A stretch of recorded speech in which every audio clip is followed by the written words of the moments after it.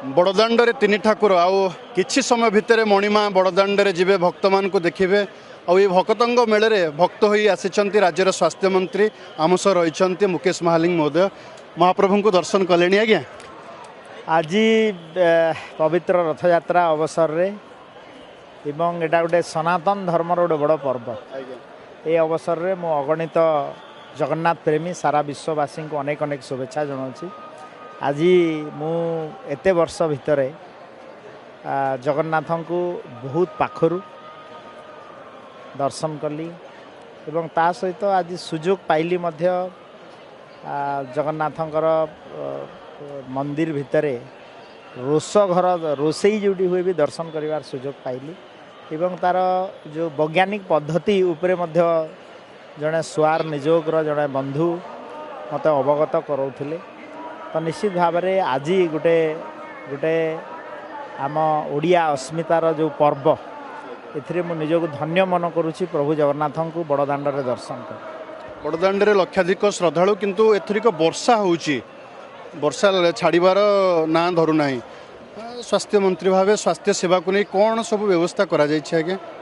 आपण देखो एथर पाग एते अनुकूल अच्छी जे आउ जगन्नाथंकर बोधे यहाँ लीला खेला जे गत वर्ष तुलन में विगत वर्ष मानक आम जो देखूँ ये समय लोक गुलगुली ह्यूमिडिटी अणनिश्वासी ऑक्सीजन प्रॉब्लम होगी केते एम्बुलेंस कॉरिडोर बनैकी गूँ घाँ कर जाऊ थाए आम जी एम्बुलेंस डिप्लॉय करूँ 15% भी इथर व्यवहार होनी तो ये प्रभु जगन्नाथंकर ही कृपा एवं यही पाग जो दर्शन भी आपड़ देखुए श्रृंखलित दर्शन भक्त भी समावेश बहुत शांति रे दर्शन करुछंती किंतु स्वास्थ्य विभाग तरफ व्यापक अरेंजमेंट करा जायथिला विगत वर्ष तुलन अधिक आम ए वर्ष व्यवस्था करथिलु 200 बेडेड हॉस्पिटल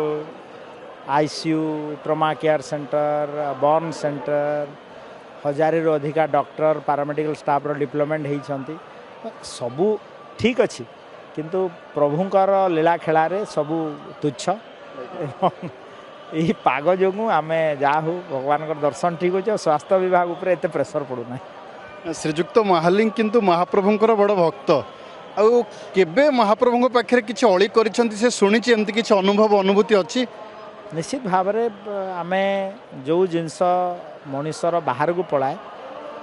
आम समर्पित मनरे जदि प्रभु को तांको ऊपर छाड़ीदेवा निश्चित भाव जेडे बड़ प्रोब्लेम आसू से आपे आपे तार बाट बाहरी जीव एवं प्रभु जगन्नाथों पाखे प्रार्थना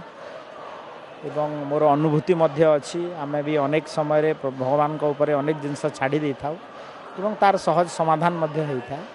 एवं यही वर्ष तांको पाखरे समर्पण भाव में मोर प्रार्थना रथयात्रा सुरुखुरु हो आ निश्चित भाव में आम ओडिया भाव आमर गर्व एवं गौरवर प्रतीक प्रभु जगन्नाथ। बहुत बहुत धन्यवाद आज्ञा शुणुले आम सह थिले स्वास्थ्य मंत्री श्रीजुक्त मुकेश महालिंग महोदय जे प्रतिक्रिया प्रकाश करुले जो भाव में व्यवस्था रही बड़दाण्डे तार पाग अनुकूल रही से बोधुए एत सब सुविधा सत्वे ताहा विनियोग होना उपयुक्त व्यवस्था होइछि। बड़दाण्डु कैमरा पर्सन विश्वजित सह विकास का रिपोर्ट अर्गस न्यूज।